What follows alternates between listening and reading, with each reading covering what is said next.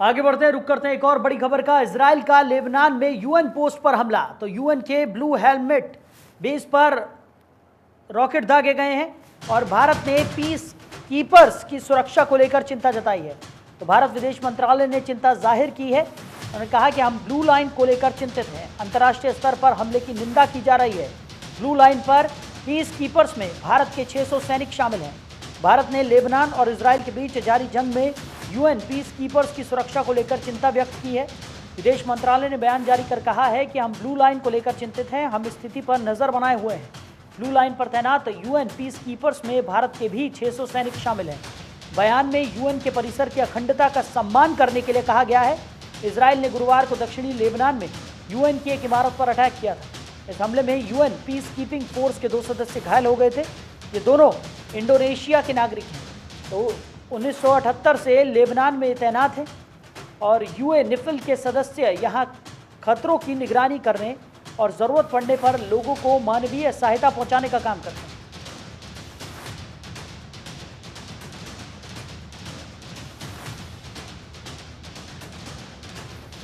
तो स्थितियां जो हैं वो लगातार बिगड़ती हुई नजर आ रही हैं। तो आज इसी मुद्दे पर करेंगे हम चर्चा। कुछ खास मेहमान हमारे साथ जुड़ गए हैं। Retired group captain V N रक्षा विशेषज्ञ हैं, वो हमारे साथ चर्चा में साथ निभा रहे हैं। डॉक्टर संजीव श्रीवास्तव विदेश मामलों के जानकार हैं, वो भी हमारे साथ जुड़ गए हैं। आप दोनों ही मेहमानों का बहुत स्वागत है जनतंत्र टीवी में।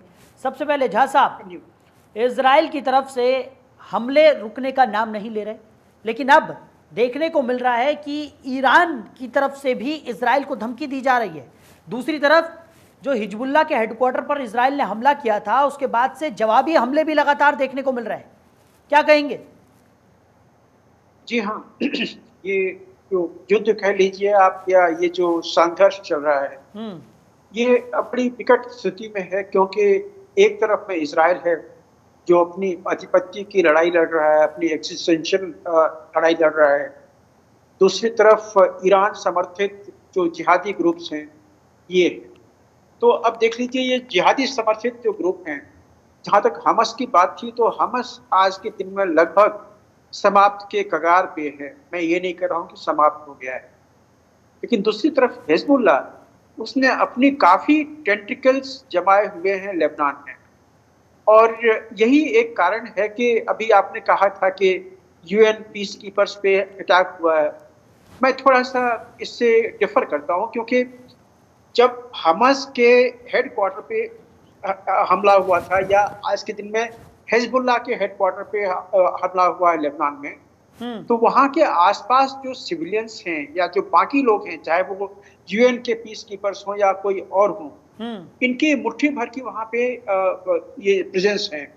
तो वो भी देखिए, बम जब गिरता है तो वो ये नहीं देखता है कि ये हमस है, ये हिजबुल्लाह है या ये यूएन पीस कीपर है। जहाँ पे हेडक्वार्टर पे गिरा, वो हेडक्वार्टर तबाह हुआ। वहाँ के आसपास के जो बिल्डिंग्स हैं उसमें भी क्षतिग्रस्त होगी। तो उसी में से जो पीस कीपर्स की बात आती है। अच्छा झा साहब, मैं वापस आपके पास लौटूंगा, आप अपनी बात पूरी कीजिएगा। इसी बीच एक बड़ी खबर हमारे पास है, वो दर्शकों को बता दें। इजराइल का ईरान पर बड़ा साइबर अटैक भी देखने को मिला है। आपको बता दें कि इजराइल का ईरान के कई ठिकानों पर यह साइबर अटैक देखने को मिला। न्यूक्लियर ठिकानों के साथ साथ ईंधन वितरण पर भी हमला किया गया है। परिवहन, बंदरगाह जैसे महत्वपूर्ण नेटवर्क पर भी साइबर हमला किया गया है। तो ईरान इजराइल में जारी तनाव के बीच बड़ी खबर सामने आई है। मीडिया रिपोर्ट्स के मुताबिक ईरान के न्यूक्लियर ठिकानों सहित कई प्रतिष्ठानों पर एक साथ साइबर अटैक हुआ है। कहा जा रहा है कि साइबर अटैक द्वारा ईरान की कई अहम जानकारियां चुराई गई हैं। इस हमले को कब और किसने अंजाम दिया, अभी इसका खुलासा फिलहाल नहीं हो पाया है। झा साहब हमारे साथ लगातार बने हुए हैं। झा साहब, अपनी बात पूरी कीजिए। जी, तो मैं यही कह रहा था कि जो आम परसेप्शन है वो ये नहीं जाना चाहिए कि इस्राइल ने यूएन के ऊपर में हमला किया। इस्राइल ने हिजबुल्लाह और उसके हेडक्वार्टर या उसके आसपास के जितने भी एक्सप्लोजिव रखे हुए हैं, जो आर्म्स एंड एम्यूनिशन रखे हुए हैं, उसके ऊपर में अटैक वो कर रहा है। उसकी जो मारक क्षमता है उसको वो खत्म कर रहा है या कम कर रहा है।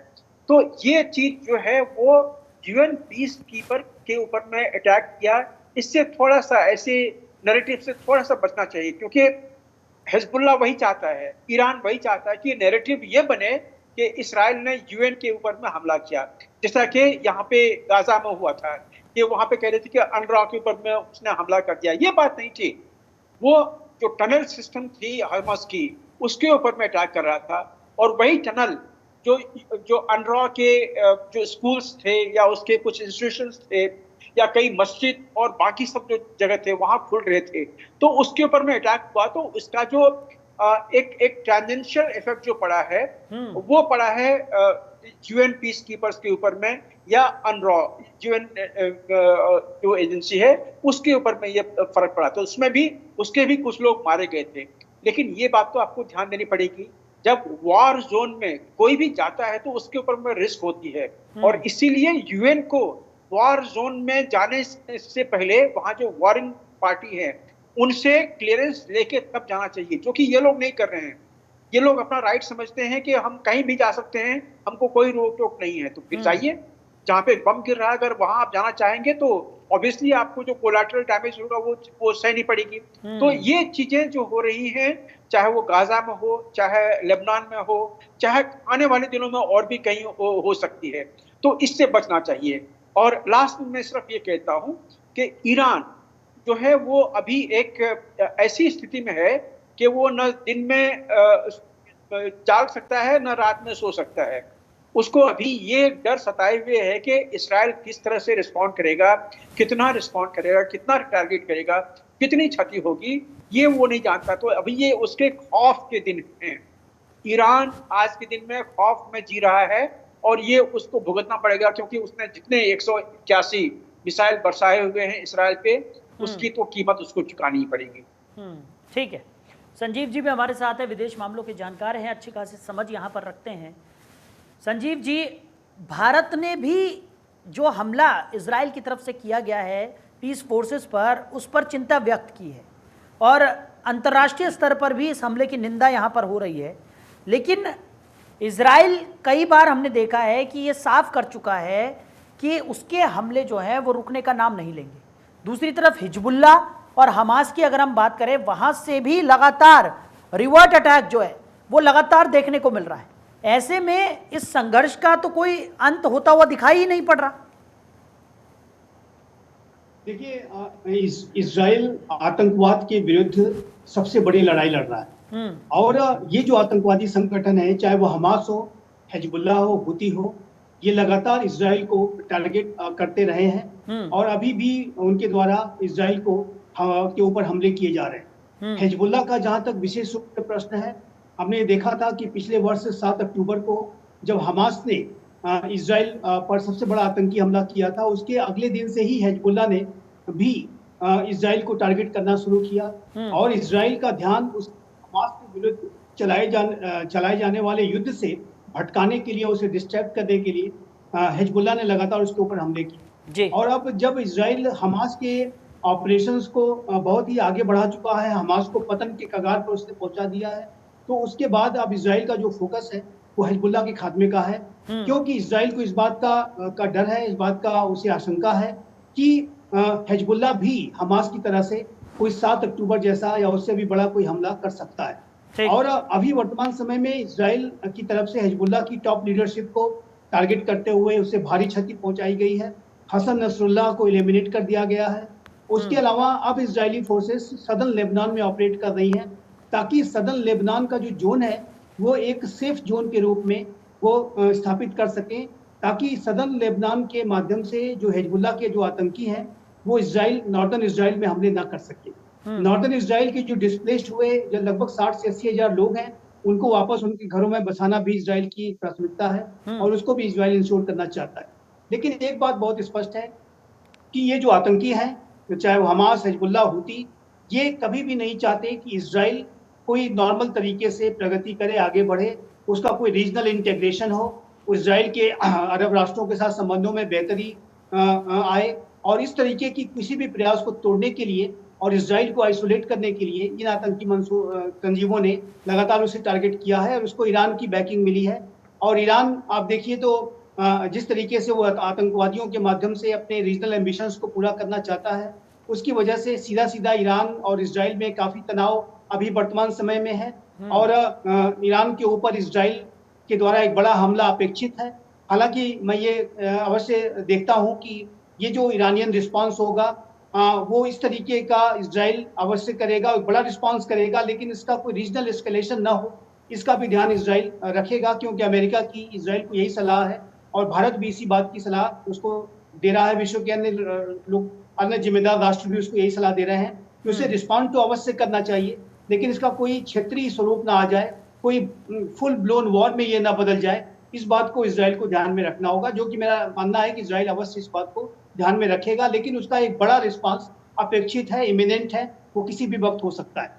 तो ये जो इजराइल की जो आतंकवाद के विरुद्ध जो लड़ाई है, जो उसका अपने अस्तित्व को बचाए रखने का संघर्ष है, वो लगातार जारी है और वो आने वाले समय में भी ये जो ऑपरेशंस हैं आप देखेंगे कि जो हिजबुल्लाह हूती को इजराइल टारगेट करने के लिए और भी बड़ी कार्रवाइयां आने वाले समय में वो करेगा, ये स्पष्ट रूप से दिखता है। ठीक है झा साहब, ईरान ने जो हमला इजराइल पर किया, जिसके बाद से स्थितियां जो है वो और गंभीर होती हुई दिखाई पड़ी, उसके बाद इजराइल की तरफ से लगातार ये बयान आया कि अब बारी हमारी है, अब जगह हम चुनेंगे, समय हम चुनेंगे और किस तरीके से जवाब देना है वो हमारी रिस्पॉन्सिबिलिटी है और किस तरीके से ये हमला करना है उसकी रणनीति भी हम बनाएंगे।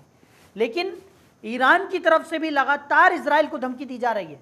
दूसरी बार है जब ईरान ने इजराइल को ये धमकी दी है कि अगर हमला किया तो बड़ी कीमत यहाँ पर चुकानी पड़ेगी। इसको कैसे देख रहे हैं?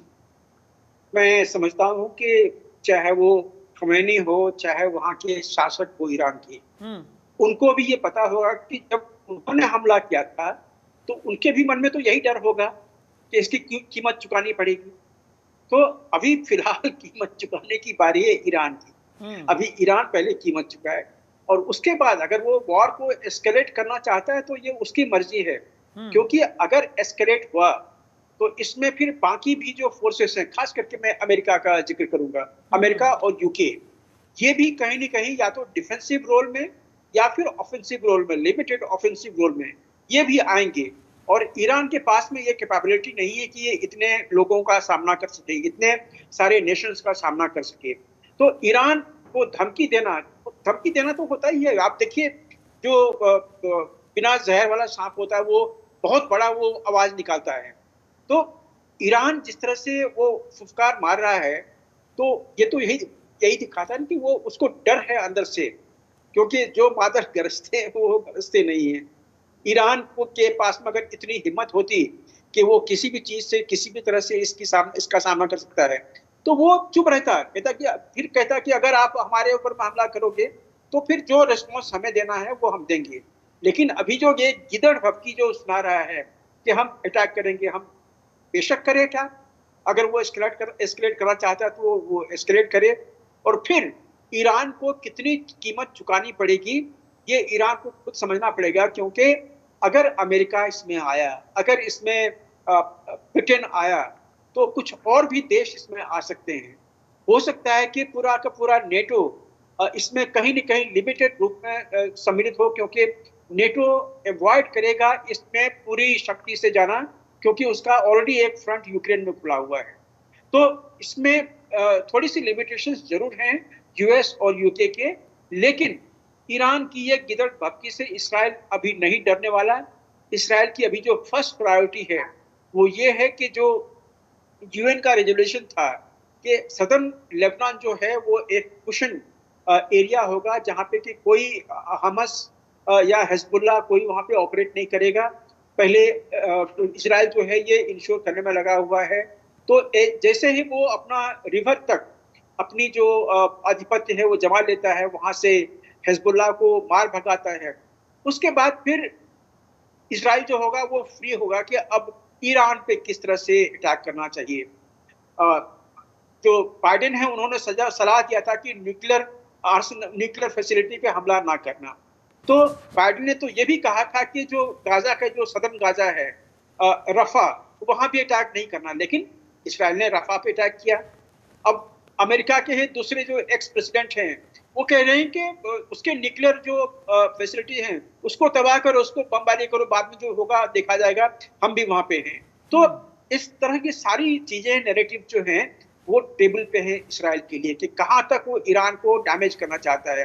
और यहीं पे मैं आपका जो अटेंशन है और आपके दर्शकों का अटेंशन मैं जो बेंजामिन नेतन्याहू हैं उसके यूएन के भाषण में ड्रॉ करना चाहूंगा, क्यों जहां पे उन्होंने कहा था कि मैं अपने नेबरहुड में किसी जिहादी को नहीं रहने दूंगा, और दूसरी, मैं न्यूक्लियर ईरान नहीं बनने दूंगा, इसके लिए मुझे जो भी करना पड़ेगा मैं वो करूंगा। तो अभी वो समय आ गया है कि उनको जो करना है, उनके जो ईरानी जो न्यूक्लियर फैसिलिटी है उनको तबाह करना है।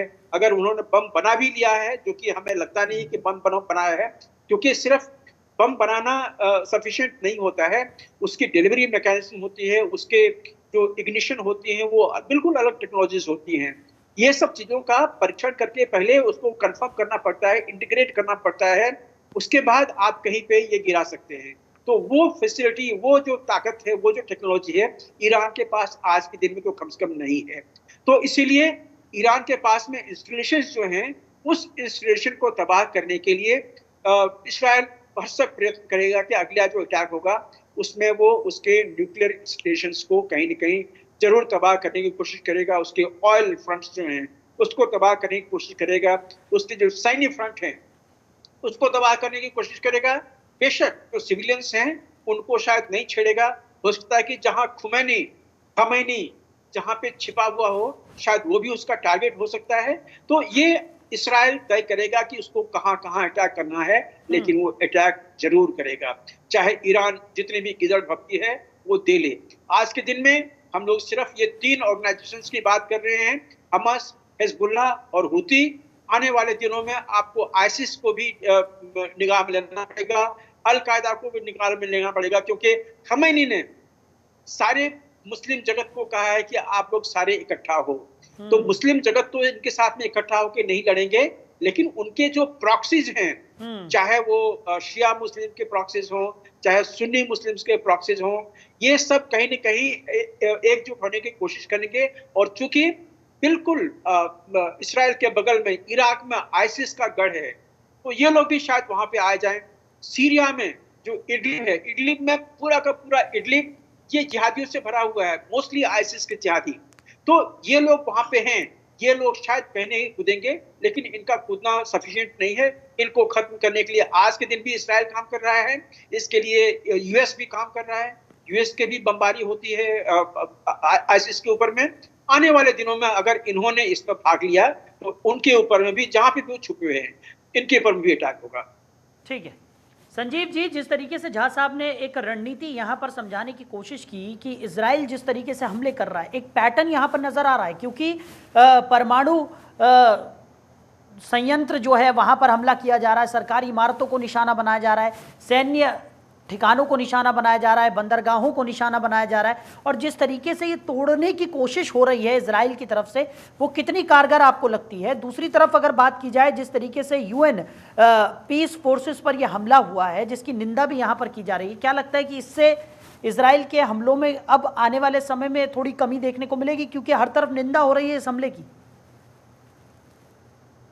देखिए, ये जो यूनिफिल फोर्सेस हैं, यूनाइटेड नेशंस की जो पीस कीपिंग फोर्सेस हैं, वो एक बहुत ही अजीबोगरीब क्रॉस फायर की सिचुएशन में फंस गई है जी। जाहिर है कि उनका जो मैंडेट है वो पीस कीपिंग का रहा है, और वो जाहिर है कि उस मैंडेट को और वहाँ पर एक शांति स्थापना के लिए वहाँ पर मौजूद हैं, वो किसी कम्बैट के लिए वहाँ पर नहीं है। लेकिन वो जो सदर्न लेबनान का जो पूरा क्षेत्र है वो कम्बैट जोन बन चुका है। हाँ। और वहां पर जो शांति स्थापित हुई थी वो भंग हो चुकी है। इजराइल की सेनाएं सदर्न लेबनान में घुस चुकी हैं, और वो हिजबुल्लाह के आतंकियों से उनका सीधा मुकाबला हो रहा है। और ऐसे में जो यूनाइटेड नेशंस की जो इंटरिम फोर्सेस इन लेबनान, इसे हम यूनिफिल फोर्सेस के नाम से जानते हैं, वो इस लड़ाई में, जैसा कि मैंने कहा, कि वो क्रॉस फायर में फंस चुकी हैं। और अब यूनाइटेड नेशंस सिक्योरिटी काउंसिल को इस बारे में गंभीरता के साथ विचार करना चाहिए कि क्या उन फोर्सेस को वहां रखना है या उनको वहां से विड्रॉ करना है। मेरा ऐसा मानना है कि यूनाइटेड नेशंस सिक्योरिटी काउंसिल को इस तरीके की जो पीस कीपिंग फोर्सेस को वहां से विड्रॉ करने के बारे में कदम उठाने चाहिए, और ये तुरंत उठाने चाहिए, क्योंकि जो सिचुएशन है वहां पर बिगड़ती जा रही है, और वो एक कम्बैट जोन बन चुका है। वहां पर पीस कीपिंग फोर्सेस ज्यादा कुछ कर नहीं सकती हैं। और यूनाइटेड नेशंस के संदर्भ में अगर इजराइल के अप्रोच का प्रश्न देखें, तो इसराइल यूनाइटेड नेशंस ऑर्गेनाइजेशन की लगातार आलोचना करता रहा है।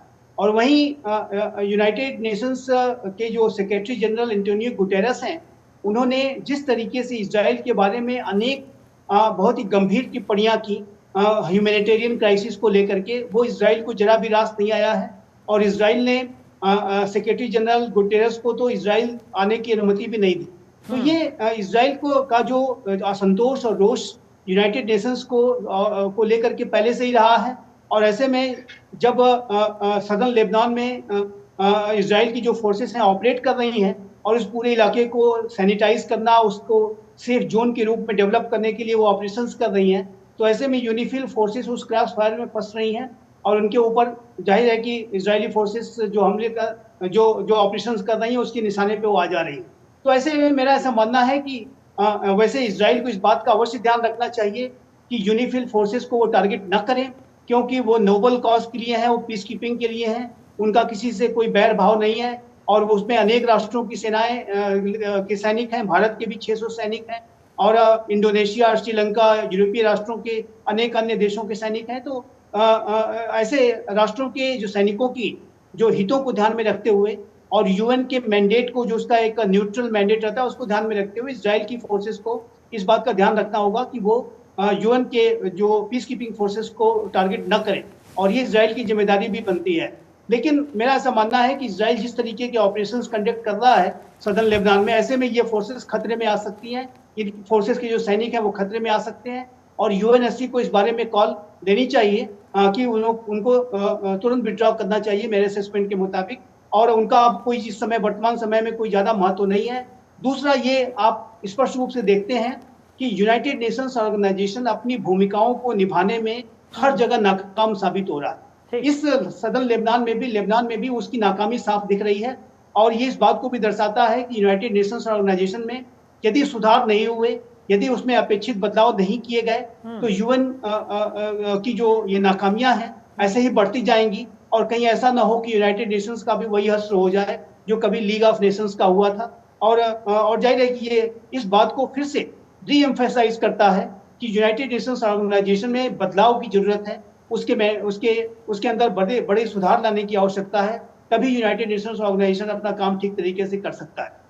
ठीक है झा साहब, समय हमारे पास कम है, जल्दी से जिस तरीके के बयान निकलकर इजराइल से सामने आ रहे हैं, रक्षा मंत्री का बयान यहाँ पर सामने आया जिसमें उन्होंने कहा है कि स्वर्ग के द्वार खुल चुके हैं, सही समय आ चुका है, ईरान पर हमले की पूरी तैयारी में इजराइल है। और जिस तरीके की स्थितियाँ इस वक्त बनती हुई नजर आ रही, क्या लगता है कि क्या घातक प्रहार इजराइल की तरफ से अब ईरान पर देखने को मिलेगा जल्द ही? हाँ, जरूर आपको देखने को मिलेगा, लेकिन उससे पहले इस्राइल जो है अपना जो आधिपत्य है सदर्न लेबनान पे वो जमाना चाहेगा। हिजबुल्लाह का जहां तक मारक क्षमता है उसको कम करने की कोशिश की जाएगी। अभी भी हम लोग अंदाज लगाते हैं कि लगभग उसकी 50% या 60% जो मारक क्षमता है, आर्म्स एंड एम्यूनिशंस हैं, ये तबाह कर दिए गए हैं, लेकिन उसके लड़ाके अभी भी वहां पे हैं। और श्रीवास्तव जी ने भी एक बहुत ही अच्छी चीज कही है कि यूएन नेशनल असेंबली को, जनरल असेंबली को या यूएनएससी को ये डिसीजन लेना होगा कि यूएन पीस कीपर्स को कॉम्बैट जोन में रखने का कोई औचित्य ही नहीं है। चाहे वो जब हमास के ऊपर में अटैक हो रहा था गाजा में, वहां पे अनराव के जो स्टाफ थे उनको वहां पे रखने की कोई औचित्य नहीं थी, उनको विड्रॉ करना चाहिए था। ये तो सेक्रेटरी जनरल गुटेरेस हैं या ह्यूमन राइट्स काउंसिल के जो चेयरमैन वोल्कर टर्क हैं, इन लोगों को ये चीज इमीडिएटली वो डिसीजन लेना चाहिए था कि जैसे वॉर शुरू हुआ, यूएन के स्टाफ को वहां से आप सुरक्षा देके वहां से बाहर निकालिए, जब वॉर खत्म हो जाए फिर से आप बेशक वहां पे डिप्लॉय कीजिए। और यही चीज बेरूत के लिए भी है। बेरूत में जितने सारे जो यूएन पीस कीपर्स हैं, चाहे भारतीय कंटिजेंट हो या और कोई कंटिजेंट हो, वहां उनको वॉर जोन से इमीडिएटली निकालना चाहिए। ये सबसे बड़ी प्रायोरिटी के लिए है। चलिए, आप दोनों ही मेहमानों ने अपना कीमती समय हमारे साथ साझा किया और इस चर्चा में साथ निभाया, इसके लिए आप दोनों का ही बहुत शुक्रिया।